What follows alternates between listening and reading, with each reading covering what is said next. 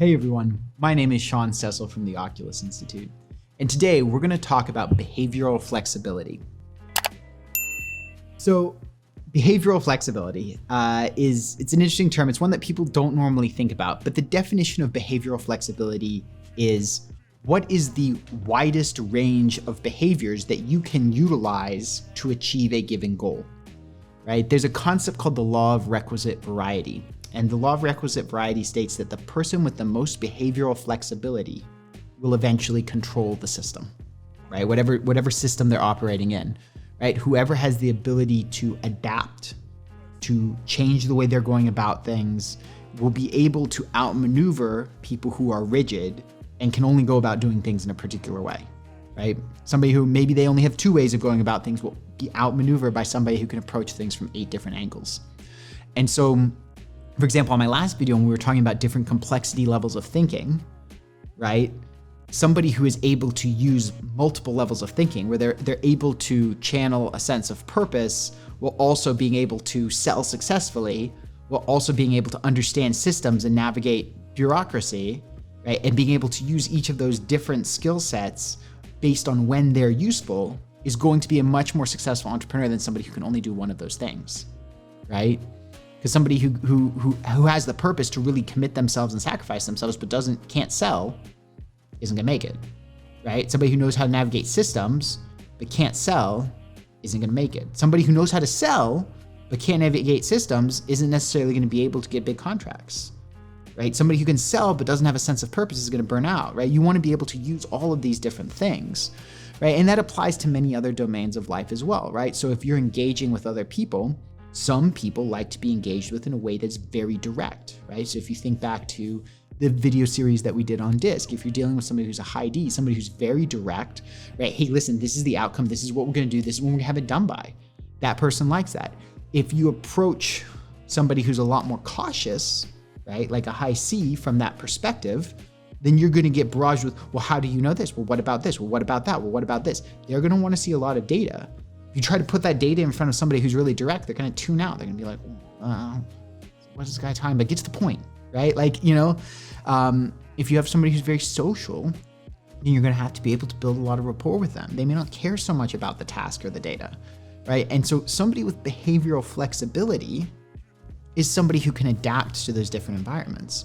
And one of the keys to being successful in your career is having that level of adaptation. I've spoken to people who are very insistent, well, I do things this way. Okay, cool. And that's a decision to only do things that way. And that's limiting, right? By definition, you're limiting yourself to only doing things in one way, right? And so people are like, hey, well, this is how I think about, when I'm gonna hire somebody, I do it this way. Okay, cool, right? That may or may not work with the processes that the person who can actually help you uses, right? Maybe it does, maybe it doesn't. Right? But why constrain yourself, right? If you're applying for a job, look at your criteria where you're like, hey, listen, when I'm applying for a job, why am I, what am I saying? Because somebody says, I'm only going to apply to jobs that do this and do this and do this. Okay, well, you can do that, but that's lower behavioral flexibility. It's going to give you fewer options, it's going to take you longer, may mean accepting lower pay, right? You see this a lot with post-COVID, with people who are very, very insistent on remote working. That may be something that's an expression of values. And it may be something where there's just a rigidity around it, right? Like it depends, right? Like I've seen this with, I have some good friends, who are just recently had a new daughter, right? They already had a daughter, now they've had a new daughter. And, they were trying to do all of that and trying to spin too many plates at once. And then they developed the behavioral flexibility that it was okay to hire a nanny to help them out, right? And this has made their lives a lot better, right? So because, again, it's something they hadn't done before.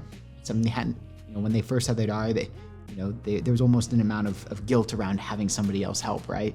But once they got behaviorally flexible, they were able to make their lives a lot easier, right? So it's the same thing, right? I see with, potential around stuff around remote work with parents. Oh, well, I have to be at home to take care of, the kid. Well, especially if the kid's like older, like 5 or 6, maybe you hire someone to help out, right? Like there are ways to be behaviorally flexible. I've seen people who say things like, oh, I don't write cover letters when I apply for jobs. Okay, that's going to rule you out of a lot of jobs, right? That's not being behaviorally flexible.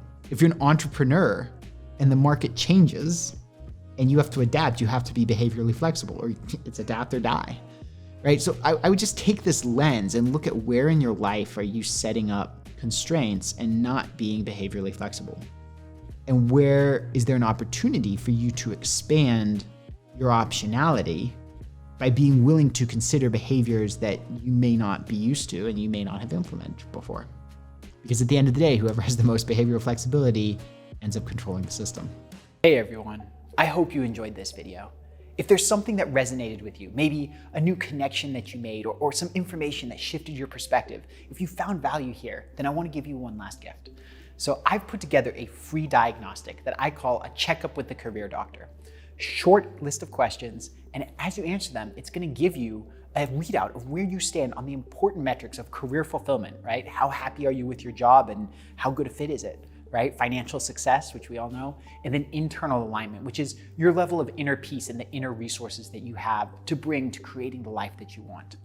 Additionally, it's also going to show you which areas you can improve on to get those metrics moving in the right direction, as well as how can we at the Oculus Institute help you make progress. So it's totally free, 100%. All you have to do is just go to www.oculusinstitute.com/purpose quiz, right?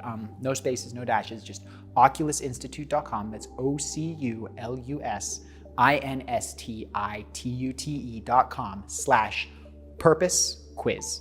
And you can take it totally for free. You'll get a free report sent to you. And then at the end, it will give you some next steps of what you can do to reach out so that we can help you create the career of your dreams.